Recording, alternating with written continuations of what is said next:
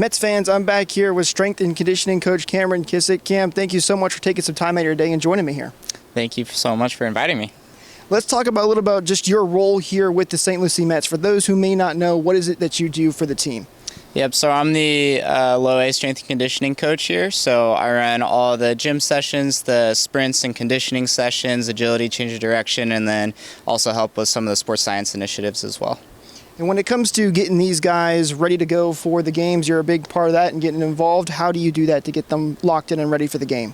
So yeah, it depends on the day. Sometimes, like today, for example, we had our primer session in the morning. So all the position players, they did all their jumps, explosive work, and some upper body strength stuff with me in the morning. And then we'll hit a little bit of a quick warm-up prior to the game. They should have already been locked in, hitting a few extra things for hitters prep and all that stuff. So just getting them a little bit more movement and any extra sprints before game.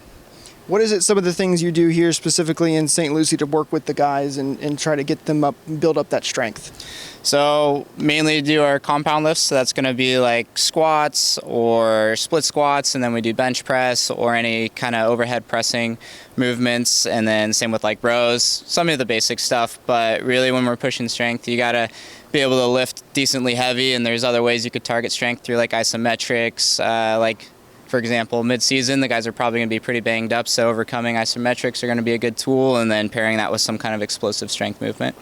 One of the big things we've noticed this year in St. Lucie is the increase in power for guys like Colin Houck, for example, and Trace Wilhoot are both at the top of the team in home runs. What are you working on with them when it comes to increasing their power?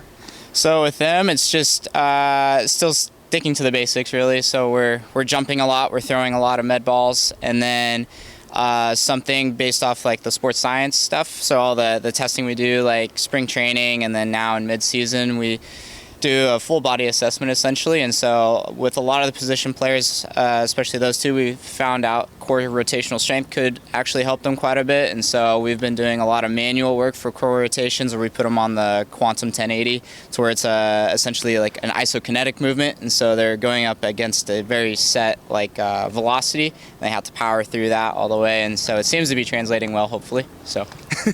Louie's giving you guys a lot of praise and the whole coaching staff and doing well. Who are some of the players that you've noticed that have really taken that next step forward when it comes to their strength and conditioning? I would say Colin Houck from last year. He stepped up tremendously, which is awesome. AJ Ewing was here for a little bit, got bumped up. Trey Snyder's been impressing me quite a lot for someone like as young as he is. He's handling low A very, very well. On the pitching side, honestly, almost everyone's pretty dialed. So when they come in, they put in the work and get it done. Is there a big difference when it comes to the conditioning for a position player versus a pitcher?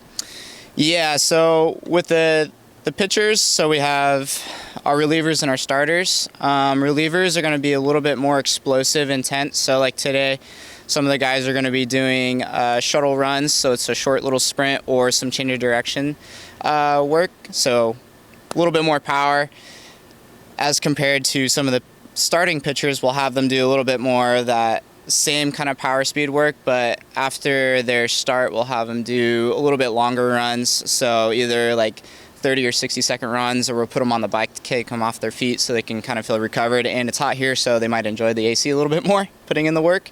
So that's kind of like the difference between them. As far as the position players, we don't do too much conditioning because they're already pretty busy on the field, and then they do quite a bit of work in the cages or some infielder, outfielder work. So I just hit them with some of the sprints to make sure we're hitting those, because that's been a big push in our department this year, and we've gotten quite a few bags so far, so I think everything's working out nice. Cam, thank you so much for your time, and good luck to the rest of you guys the rest of the way. Thank you. Appreciate it.